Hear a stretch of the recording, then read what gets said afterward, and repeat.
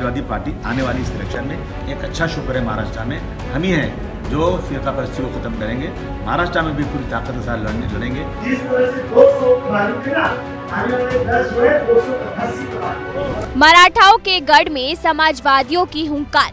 अब की बार विधानसभा के रण में होंगे बड़े हिस्सेदार।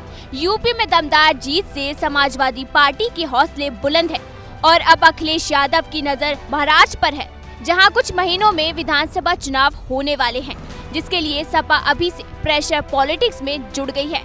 शुक्रवार को मुंबई में एक अहम बैठक कर अपने साथियों को संदेश दिया है कि अब महाराष्ट्र में साइकिल भी रफ्तार पकड़ना चाहती है। इंडिया गठबंधन का हिस्सा बनी समाजवादी पार्टी का लोकसभा चुनाव में यूपी में काफी बेहतर प्रदर्शन रहा, जिसके बाद अब समाजवादी पार्टी के नेताओं को उम्मीद है कि महाराष्ट्र में आगामी विधानसभा चुनाव के लिए सीट बंटवारे के दौरान इंडिया के सहयोगी सपा को ज्यादा हिस्सेदारी देंगे। बता दें कि शुक्रवार को सपा महाराष्ट्र ने नव निर्वाचित सपा सांसदों को सम्मानित किया, साथ ही विधानसभा चुनावों के लिए बिगुल भी फूंक दिया।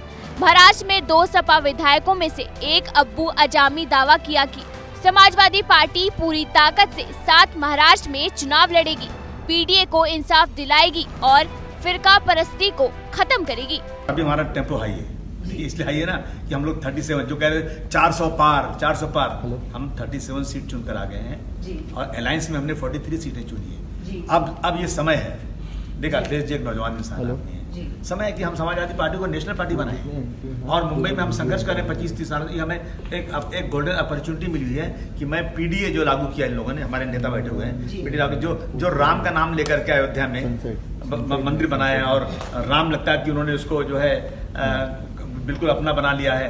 राम हम सब ठीक है, ये बात चुनकर आए हुए हैं। हम सबको बहुत खुशी इस बात की है कि जितने तीर्थ स्थान थे हर जगह से लोग हार गए, तो बस का मतलब है कि राम ने भी रिजेक्ट कर दिया है। तो हमने इसलिए कि समाजवादी पार्टी आने वाली इस इलेक्शन में एक अच्छा शुक्र है महाराष्ट्र में हम ही हैं जो फिरका परस्ती को खत्म करेंगे। महाराष्ट्र में भी पूरी ताकत के साथ लड़ेंगे। ये लोग हमको रास्ता दिखाएंगे कैसे ये लोग चुनकर आए, क्या इन्होंने पीडीए के बारे में कैसे किया इन्होंने, इसलिए हमने इनको बुलाया। यही सपा तो ये भी दावा कर रही है कि अभी तो सिर्फ 2 विधायक है, लेकिन अब पार्टी की ताकत बढ़ चुकी है और 100 विधायकों को मात दे सकते हैं। वहीं महाराष्ट्र के दूसरे सपा विधायक रईस शेख ने तो इशारों में 10 सीटों पर दावा भी ठोक दिया और कहा हमारे 10 विधायक 288 पर भारी पड़ेंगे। अगली बार आसिफ भाई के साथ एक अकेला मैं ही एक फौज जाना चाहिए। हमें कुछ सीटें दीजिए आसिफ भाई के नेतृत्व में, हम जीत के भी आएंगे और जिस तरह से 200 पे भारी थे ना, आने वाले 10 जो है 288 पे भारी। तो सुना आपने अखिलेश यादव के इस विधायक ने कैसे सीट शेयरिंग में 10 सीटों के लिए दांव खेल दिया। सपा के सम्मान कार्यक्रम के लिए मुंबई पहुंचे तमाम सपा सांसदों समेत कार्यकर्ताओं ने कई संदेश दिए। पहले तो मंदिरों के दर्शन किए, फिर राम मंदिर वाले अयोध्या नगरी के सपा सांसद अवधेश प्रसाद ने उद्धव ठाकरे से मुलाकात की। बता दें कि महाराष्ट्र में मुख्य तौर पर 2 गठबंधन आमने सामने हैं, इंडिया गठबंधन और एनडीए, जिसमें इंडिया की ओर से महाविकास अघाड़ी का ग्रुप प्रतिनिधित्व करता है। महाविकास अघाड़ी में उद्धव गुट की शिवसेना, शरद पवार की एनसीपी और कांग्रेस शामिल है। ऐसे में उद्धव से सपा सांसदों की मुलाकात एक प्रेशर पॉलिटिक्स का हिस्सा मानी जा रही है।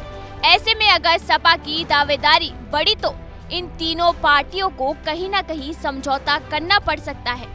अब देखना है कि यूपी में प्रचंड जीत के बाद महाराष्ट्र की ओर बढ़ रहे अखिलेश यादव की चुनावी भूख को अपने हिस्से का खाना यानी सीट देकर इस भूख को कौन सी पार्टी शांत करती है। आपको क्या लगता है, अखिलेश के महाराष्ट्र प्लान में कौन त्याग करेगा, उद्धव ठाकरे, शरद पवार या फिर राहुल गांधी? ये हमें कमेंट करके बताएं और देश दुनिया की तमाम खबरों के लिए देखते रहिए एबीपी लाइव।